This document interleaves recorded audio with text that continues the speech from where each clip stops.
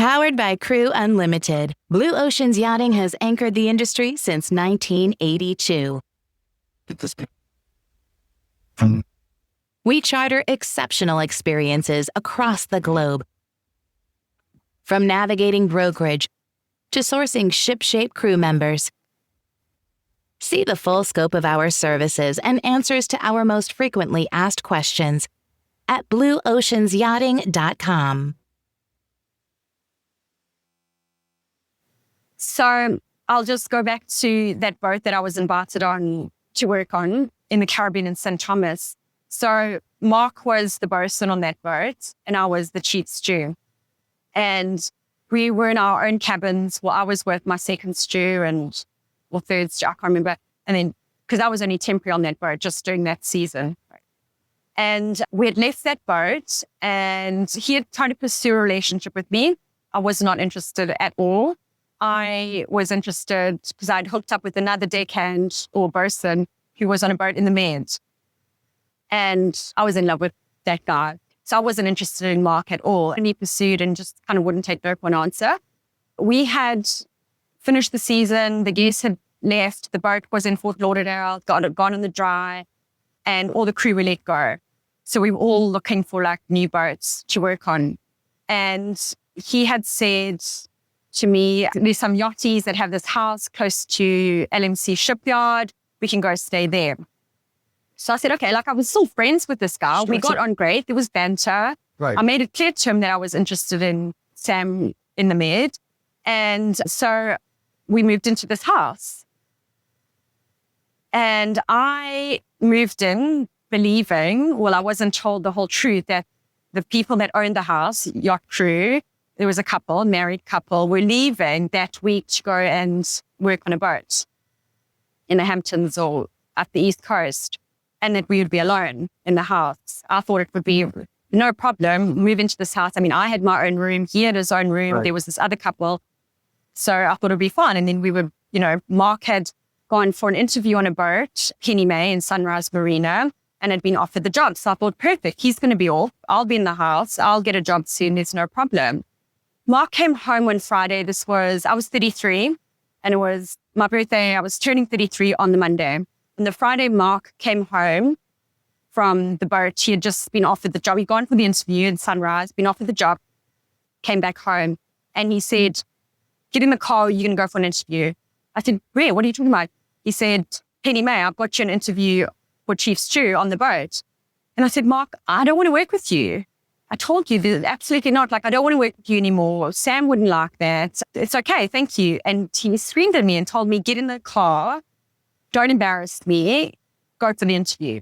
So I thought, all right, I'll go for the interview, no problem. I'll just do a really bad interview and no problem. Right. Well, the captain of that boat showed me around, spoke to me briefly, and I was not interested at all. The boat was really small and I was just like, I didn't want to work on the boat at all. And then he said to me before I left, he said, can you start on Monday? And I was like, well, what do you mean? He's like, well, you've got the job, Chief Stew. Can you start on Monday? And thank God it was my birthday on the Monday. So I had that little excuse. And I said, well, it's my birthday on Monday and I've got all these plans and I've got friends coming in for the week. So can I get back to you later next week? Knowing quite well that I had no plans to take that job. For sure. So he said, no problem. He understood. I left. Well, Mark and I left, got in the car. And on the way back to that house, he screamed and shouted and swore at me and told me that I have to take the job. I can't embarrass him. He risks losing his job as first officer if I don't take the job as chief stew. Anyway, I was like, don't be ridiculous. It'll be fine. And I thought nothing of it. Like I thought that was it. I had arranged my birthday party. We were going to Blue Martini, I think, Tap 42 and then Blue Martini on Saturday night. Two good locations. And I'd sent out messages to Yacht Crew that I knew, friends of mine that were in the area, and had this whole Saturday night planned. Saturday afternoon, I was sitting on my laptop talking to my friend who was in Brazil at the time. I just moved to Brazil. We were on Skype in those days. And Mark got back. It was about 1:00 in the afternoon. He had gone for a run or to gym. I had no idea. And he walked in and he started screaming and shouting at me, like going ballistic. And I was like, are you like, what's going on? And I don't even want to use the profanities, but it was really bad. And I said to my friend Lindy, I said, oh, Lindy, I'll speak to you later. Bye. And I just closed my laptop. I said, Mark, calm down. Let's have a good day. We're going to go out tonight for my party. Everything is going to be okay. Just chill. I picked up my laptop, went to my bedroom and put the laptop on my bed and picked up my phone. And then he came in screaming and shouting. I stood at the door screaming and shouting, all abuse, that I have to take this job. I'm embarrassing him.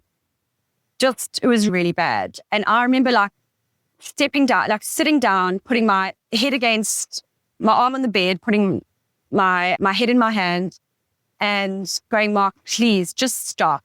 Just stop.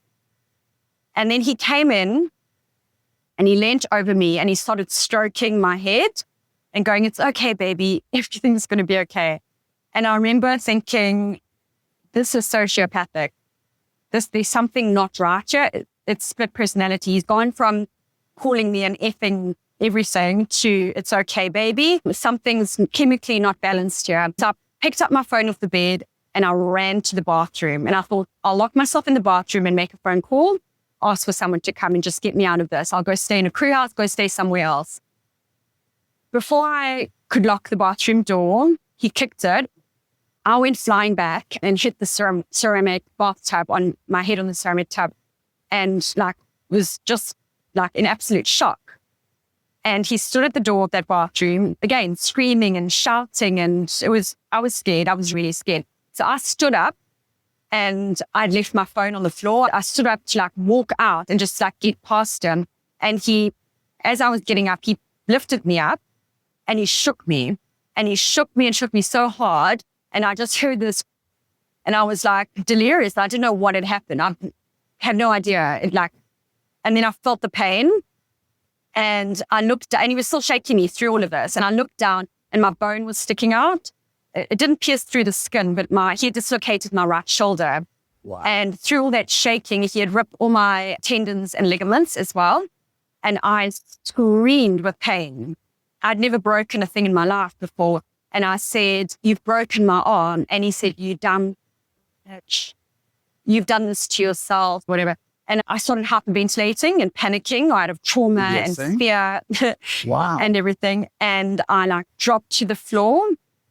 And he walked out and he came back with 3 Advil PMs and he shoved them in my mouth and he said, have these for the pain. So I took them because I was in pain and I didn't think oh, well, can I have the Advil instead of the PM version? Right. So Advil PM, for those that are not American, it's the nighttime painkiller that you would take. One of them will put you out. Which knocks you out instantly. So you only need one. And I was so delirious, but in so much pain, I couldn't move. I mean, my bone was sticking out. It was traumatic. And I said to him, please, I've got to call an ambulance or a taxi. I need to go to the hospital. And he said, I'll take you, get in the car. So I literally held my arm up with the bone sticking out, walked over to the car, and he took me to Broward. When we got there, because, they could see visually my arm and I suppose the trauma in my face, they took me straight through to the trauma unit. Yeah.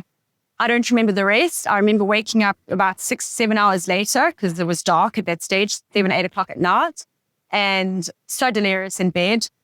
The doctors and nurses standing around me and Mark to my right, sitting on the injured side with his hand on my lap.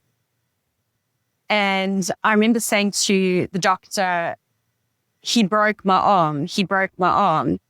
And the doctor said, it's okay. Your shoulder was dislocated, but it's okay now. It's in a sling. We relocated it. We've given you morphine and Vicodin. You're going to be okay. And I said, okay. And then they asked me to sign something. I couldn't even read what I was signing.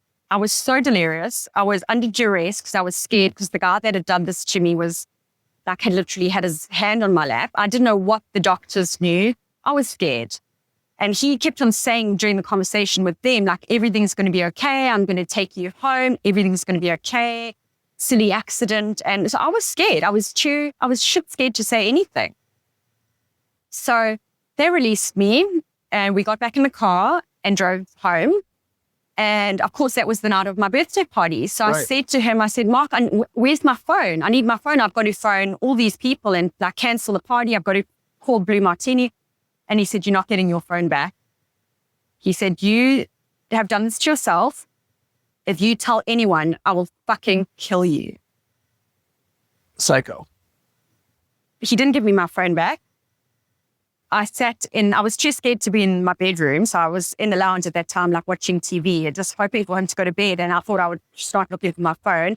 And while I was in the lounge, he kept on making me repeat, I've done this to myself. I've done this to myself. And I did repeat it because I just wanted to I forgot the most pertinent part. He sat there polishing his diving knife. So he took it out the leather strap thing it was in, and he was literally polishing it, making me repeat, I've done this to myself. Eventually I went to bed. Sunday, I stayed in bed all day. I mean, I was in so much pain.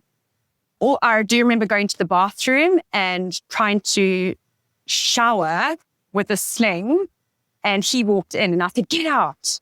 And he's like, I'm here to help you. And there I am naked with a sling on, very compromised, vulnerable, shit scared. And he like barged into the bathroom and wanted to like wash me. So anyways, that was Sunday. Still didn't have my phone back. Monday was my birthday. And I begged him for my phone. I said, my father in South Africa is going to be calling me and friends. I need my phone. And he still would not give me my phone. But on Monday, he needed to go back to Sunrise to speak to the captain. And he said he was going to tell the captain that I've broken my arm and he needs to look after me for a few days. Because obviously he knew at this stage that he didn't want me to leave the house or be on the boat and the possibility of me leaving.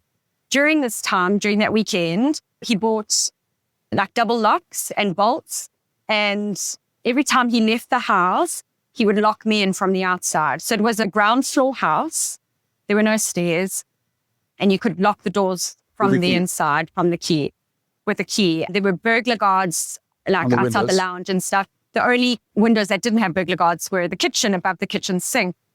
But every time he had left or whatever, he would, or even when he was at home with me, he would like bolt and double lock and had this whole... So he can find you. Completely confined me. And so the Monday he wanted to go back to the boat to speak to the captain, and he asked me to go with and sit in the car in like ridiculous heat. It was September. And I said, no. I said, I'm so tired. I'm on Vicodin, which I was. And I'm just going to go to sleep because I knew that was the only window, opportunity that I had to escape. So he left. He said, okay, I'll be back in like half an hour. So I said, perfect. I'm just going to go to sleep. So I played along, fell asleep, or didn't really fall asleep. And then literally watched him drive away. I was looking out the blinds in the lounge. And then I started frantically trying to open. That's when I realized that he had locked me from the outside in as well. And that's when I realized the only window of escape. And I knew that I had to find my phone. So we went into his room and there was the diving knife, polished out of its strap, the sheath, or I don't know what you call it. And I searched for my phone. Eventually I found my phone sandwiched between his clothes in a suitcase, picked it up, 2% battery life. I was like, oh. I thought of one person I would phone, and that was my chef that had worked with me on Party Girl, who lived up in Boynton Beach. I called him and I said, this is the address. You need to be here immediately. Someone is trying to kill me. He said, I'll be there in 20 minutes. I took the phone. I went to the kitchen and left all my things. I struggled to jump up with my sling, absolute pain, and jumped out the window with a sling and it just like my shoulder and all that pain. It was horrific. Ran across the street and hid behind a massive oak tree, waiting, trembling, petrified that Mark would come home. Right. My chef arrived with his girlfriend at the time in their Jeep. I jumped out from the tree. I told him to go in what had happened, to go get my suitcase. I stayed in the car with his girlfriend, Marlo, at the time, and he got my stuff, got in the car, and we drove back to his place. In that car, in that trip out, Mark had got home and realized I was gone. And he tried to phone me, I didn't answer, and he sent me texts, and he said, if you tell anyone what I've done to you, I'm going to fucking kill you. So I went to my friend's condo, stayed there for a couple of days. He took me to the Fort Lauderdale police to have this guy arrested and press charges. And the police said to me, they can't arrest him because there was no gunshot wound. There was no injury from a stabbing. It's just a dislocated shoulder. And Mark had on the medical records, he had said that I'd fallen downstairs and broken my shoulder. On a single floor home. Single floor, not one stair in the entire place. So anyway, so the police couldn't do anything. You got the wrong detective. But my chef could. So the owner that we worked for was very good friends with the sheriff of the state. So a couple of calls were made. I had the Florida state advocate supporting me, and a temporary restraining order that week was served to Mark on the boat Penny May. I think there were like 8 cops and 3 German Shepherd dogs and blackout jeeps and everything. It was the attention they definitely don't want. It was crazy. And I remember them saying to me, when's the best time to serve him the restraining order? And I said, 10 o'clock. That's crew tea break. All the crew on the dock smoking. So we went there at 10 o'clock. I stayed in the car with one of the policewomen, and the others with their dogs walked down that dock while all the crew were on their tea breaks on that dock, and went on board and served him the restraining order, temporary restraining order and notice to serve in court.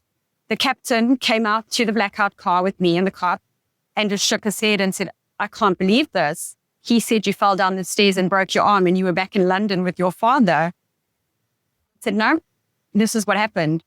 He was fired immediately from the boat. And the court case was the end of September. So we went to court eventually, and I had the state advocate and myself, and Mark went in. Well, when he turned up, I didn't even recognize him.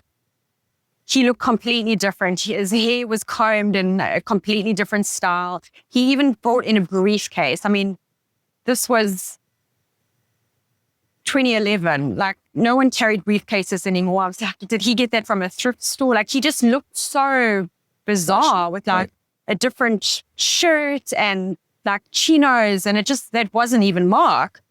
And anyway, we went in, and the judge served him a 3-year restraining order, which was the maximum restraining order offered for what he had done to me. And then Mark had said, the judge said, do you have any questions? And he said, yes, sir. Can I get a restraining order against her? And the judge literally laughed at him and said, there's not a scratch on you. Look at the state of her. She's black and blue, bruised. She's got a sling. Yeah. You can see she's traumatized. You look quite healthy and like not a scratch on you. Absolutely not. So that was it. Part of the restraining order was his family and his friends can't harass me. Well, I still got harassed by his family, friends that I'd never heard of, would phone my phone, threaten me, all this sort of stuff.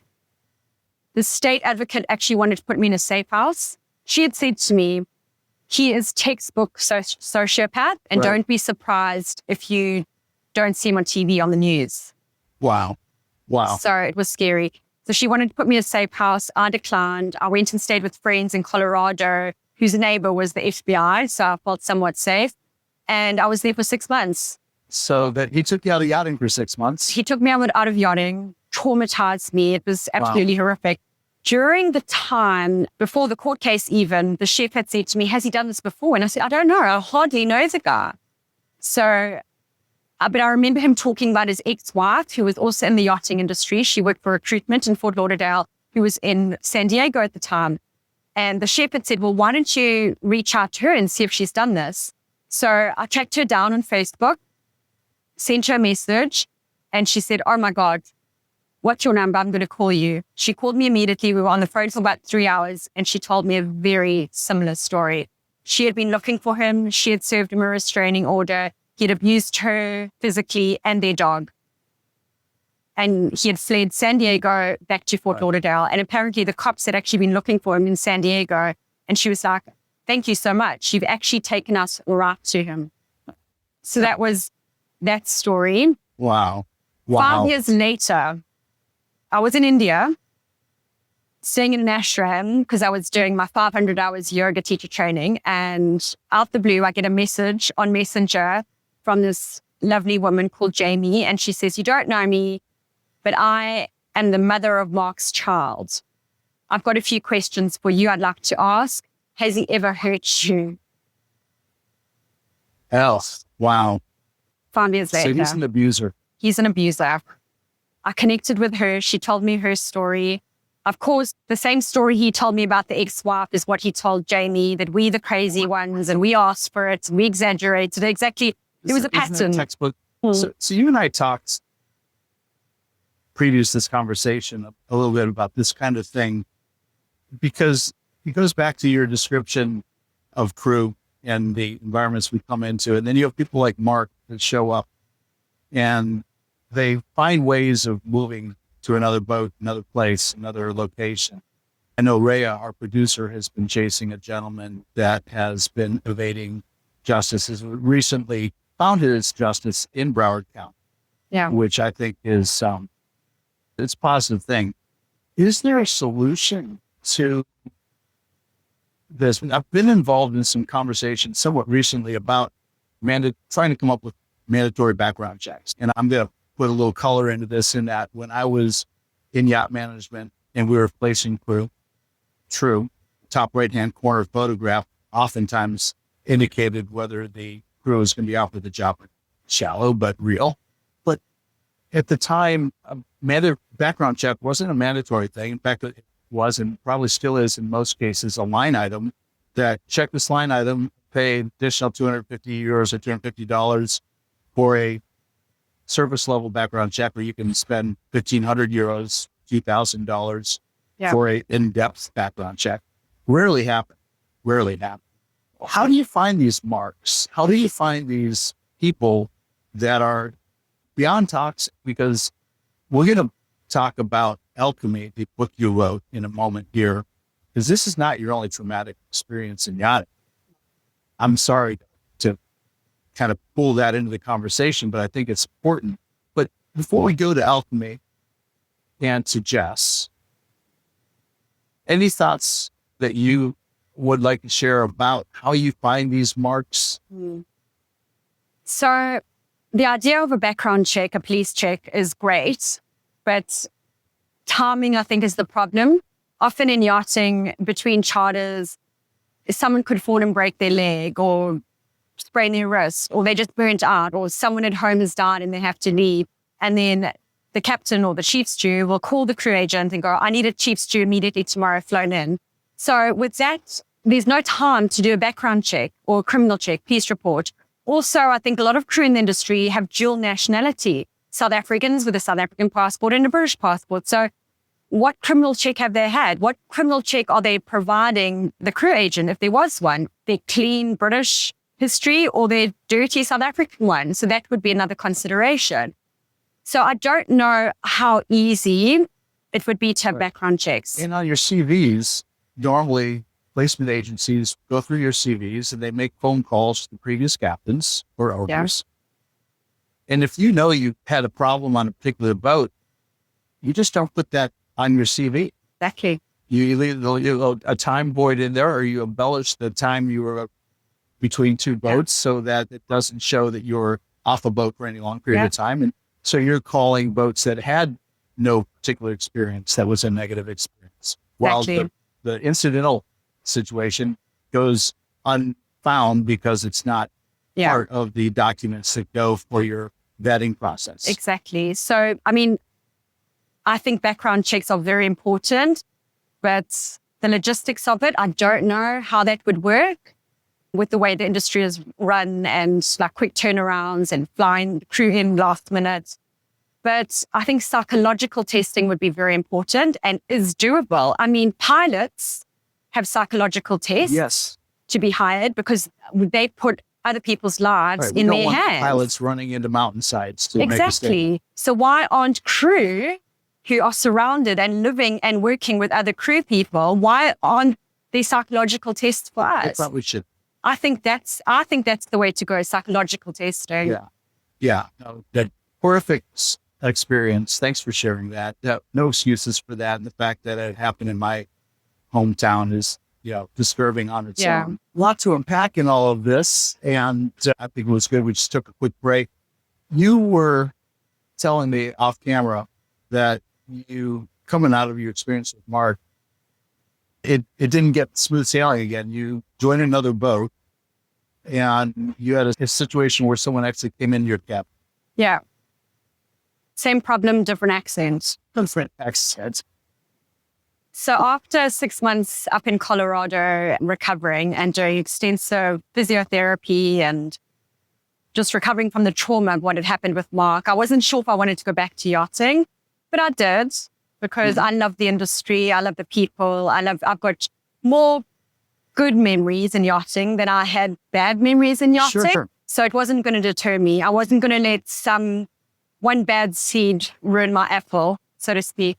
So I decided to continue my career in yachting, which I did. And a few years later, I was back on Icon, which was that first boat that I was Right. that I joined as second stew years later with many boats in between as chief stew. The same captain called me back and said, I've got this perfect job for you. The boat's going into the shipyard in Harlingen for a 3-month refit. We're extending the stern by 5 meters, putting in a swimming pool, and I want to invite you back on board as interior manager / purser. And I was actually in Tulum on vacation at the time, doing a yoga juice detox retreat for 10 days. And I remember thinking, oh gosh, no, I don't know if I want to be stuck in a shipyard in Holland, in the Netherlands during winter. It was January. So I declined a few times, and then eventually I thought, you know what, just go for it. What's the worst that could happen? If I don't like it, I'll just leave and move on to another boat. And I hadn't done an extensive shipyard period like that. And I guess I was moving up the ladder from chief stew to interior manager purser.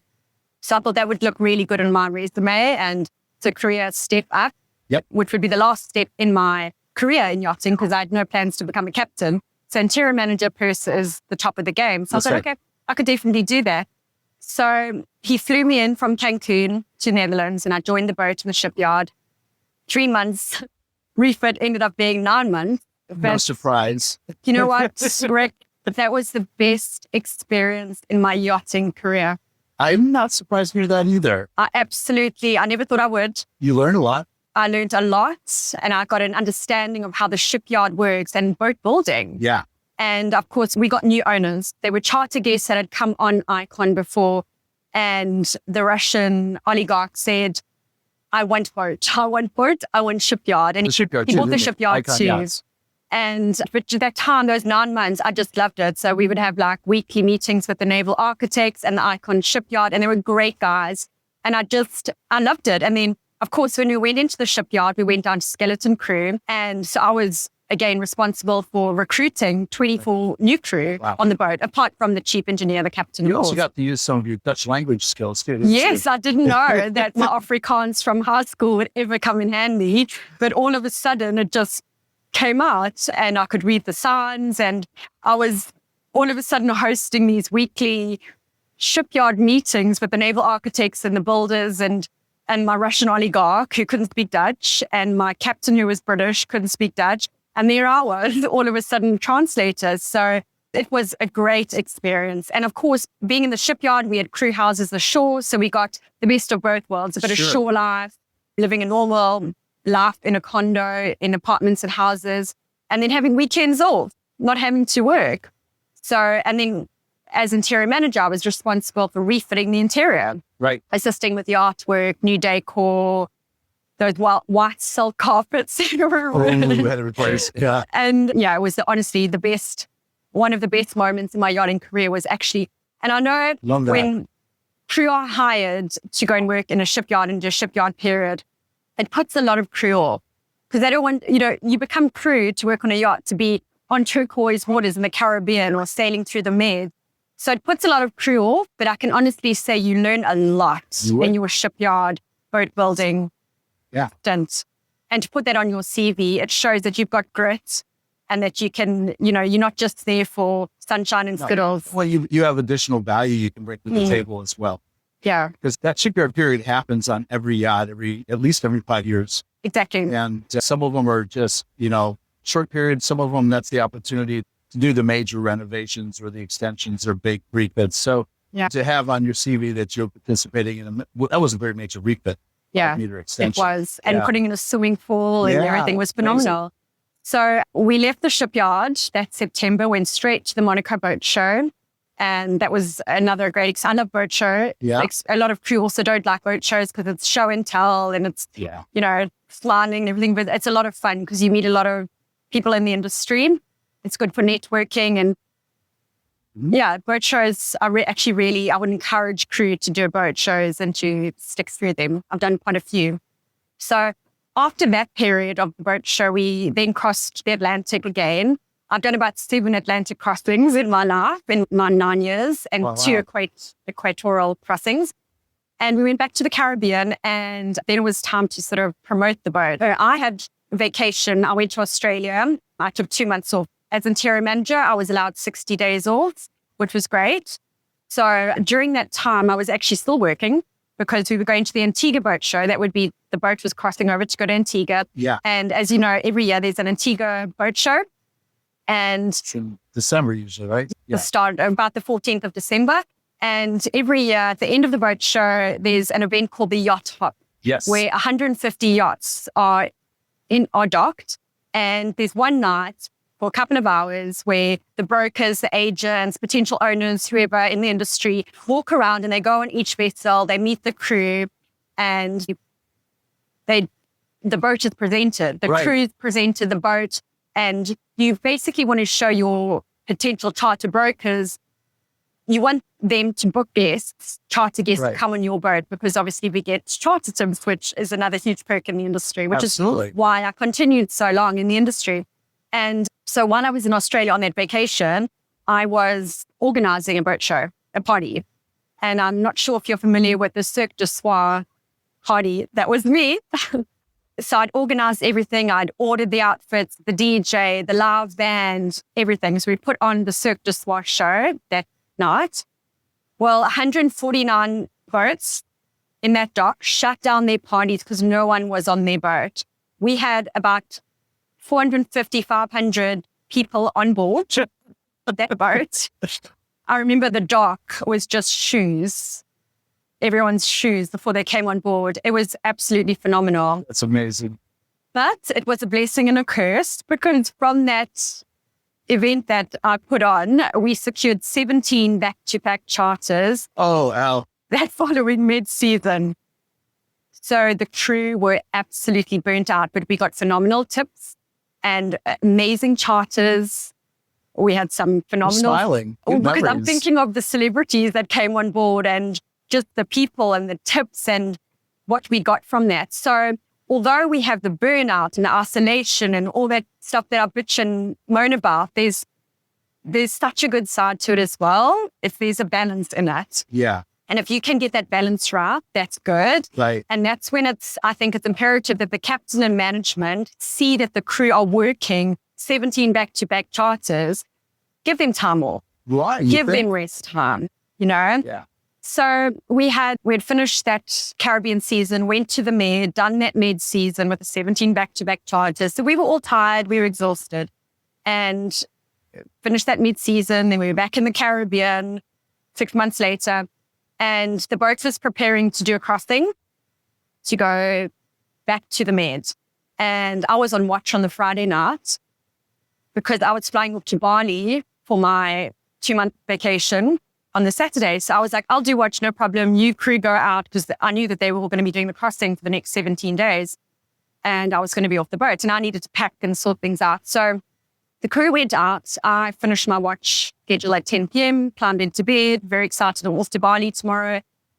And about 5 o'clock in the morning, Saturday morning, my door opens to my cabin. I had my own cabin. And the chef stumbles in, Corey, Australian chef. Absolutely off the space, drunk and whatever else he was on, and sits on my bed. I'm in bed in my half naked pajamas, and I'm like, what are you doing? And he's like leaning over me, and I can smell his alcohol breath. And I was like, Corey, get out my cabin. It was really difficult because I had hired his fiance to be my chief stew. Okay. who was my couple on board. friend and a chief steward. No, she came on first. Oh, she came on first. And she was on board for about a year. And our chef had left to go and open up a provisioning company or something ashore. And we had an open chef position. So she had asked if her fiance, Corey, could come on board as chef. And the captain actually was like, no, we don't want couples on board. So no couple boat for obvious reasons because of the stabbing with the Leatherman before. So he had a bad experience. And I convinced that captain, let him come on board, give him a go, give him a chance. It's Becky's fiance. Shame. It's her fiance. You know how hard it is. It's not like they're a new couple or they're just dating. They're established. They're getting married. They're planning a wedding. So I twisted the captain's arm and we got Corey on board. And he had been on board for about 6 months. So, and this is the chef that barges into my cabin at 5 o'clock in the morning, breathing over me with this rum breath and getting a bit too close. And I said, Corey, get out numerous times, like screaming on top of my lungs. Now, everyone else is sleeping or still out, I don't know. And it's quite insulated, the sound and stuff, so no one would have heard me. And he wouldn't get off my bed. And eventually I said, Corey, I'm calling the captain. And he didn't believe me. I picked up the phone. I raised the alarm. I called the captain, the chief engineer, all the other HODs, captain, chief engineer, chief officer. I said, meet me in the bridge. Well, they were absolutely pissed off with me because at this stage, it's 5:20 in the morning, Saturday morning, their first day in a whole season. I'll bring you sleep a little bit. Yeah. And there's their interior manager who's buggering off to Bali for 2 months, calling them, waking them up at 5:30. So they met me in the bridge and I told them what had happened. And I said, not acceptable. I felt unsafe, violated, invasion of privacy, awkward because it's my chief steward's fiance. I don't know who saw him going in, going out. I don't want to be accused of anything. Like, not okay. Captain shrugged it off.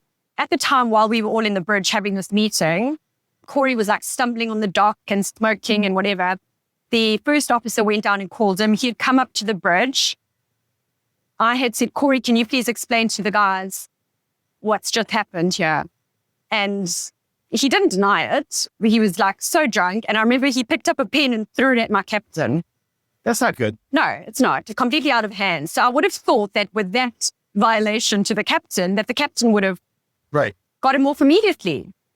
But he didn't. Apparently, I said, this needs to be logged in the logbook. I want this logged in the logbook. This is not okay. This is not just a once. Yeah, we need to document this. And the first officer had said, it's too much red tape. Okay. And anyway, at this stage, I had to get my stuff. Like, I was going to Bali, so I had to go down, pack, leave, fly off to Bali. And in the meantime, I had been in constant communication with the captain, asking him, like, what's happening with Corey? I said, I'm not coming back to this boat in 6 weeks if Corey's still on the boat. This was not safe. It's not comfortable. So, we need to lead by example, because if you let your head chef do this to another HOD, what's the deckhand going to do to the stewardess? Yeah. You know, there's precedent away. Exactly. So long story short, not much happened. The captain did apparently speak to the owners and the Russian oligarchs, and they were like, we'll deal with it after the mid-season. Let her come back from Bali, do the mid-season, we'll finish the mid-season together, and then we'll sit down and deal with it. We like his food. Meanwhile, I've been on the boat for 4 years. I'd done the refit. I was interior manager, convinced the captain to hire him. Right. And they liked his food. And they just wanted me to keep quiet and deal with it at the end of the Caribbean season. And after what I'd gone through with Mark, I couldn't put myself in that position again. In fairness, nobody on that boat knew what I'd gone through with Mark, because I have not shared my Mark story until this last month. Okay. I've kept it quiet. I've kept silent. So I guess this is a segue. Well, let me just finish the extent of this. So nothing happened to Corey. They kept him on board the boat. I then reached out to the DPA, the designated person ashore, to ask for help, explain the situation, that I wasn't looked after, that I feel unsafe in my environment. Nothing happened. I was encouraged to leave, to resign. I didn't. I went to a doctor and got medical letter for medical leave. They wanted to put me on Xanax and whatever. I don't take pharmaceuticals, so I didn't. But I was like, because I thought I could buy myself time until the end of that mid-season and get my job back. I didn't want to lose my job. Why should I lose my job as interior manager? Because I was violated and sexually harassed. You should not. So I sort of left quietly, still employed, but wasn't on board the boat, waiting for the season to finish up. During that time, the boat was in Ibiza. The crew had a night off. The crew went out. Corey was out in the streets of Ibiza, ended up getting arrested by the police in Ibiza for harassment and violence. He was brought back to the boat. He had to pack his bags and he was deported back to Australia. Carlos. So the trash took itself out. The trash took itself out. However, Still, you didn't get justice. I didn't get justice and I didn't go back to the boat. What did the DPA step in, do anything? Nothing.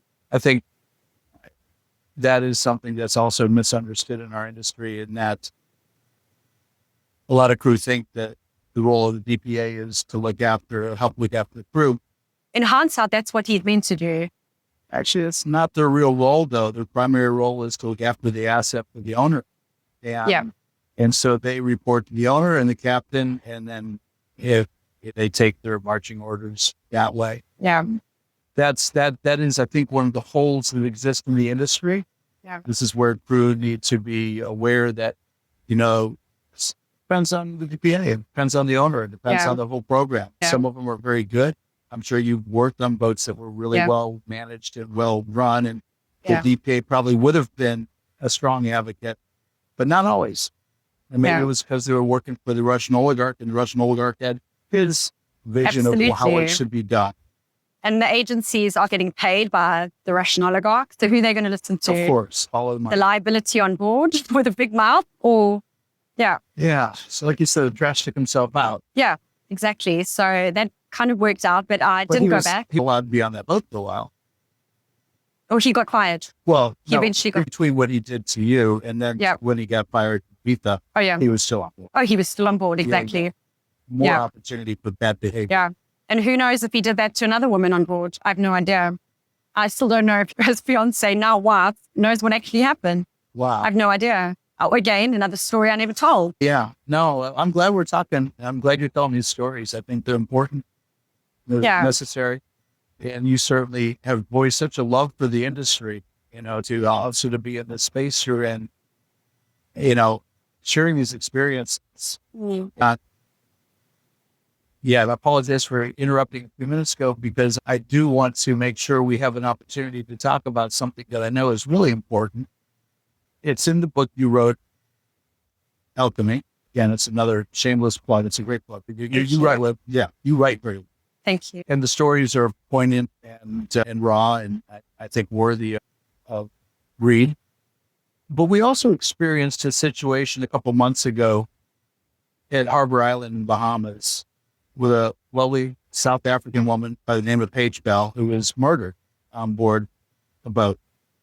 And that was part of the energy that brought us together. The outrage you felt, reading of another South African woman. You were featured in a newspaper article in South Africa. So when the Paige Bell story landed, it was incredibly triggering for me. Sure. Because not only was it 2 weeks before the 8-year anniversary of Jess's murder, it was just too close to home. Yeah. South African stewardess on a yacht. And I just thought, well, that could have been me. Sure.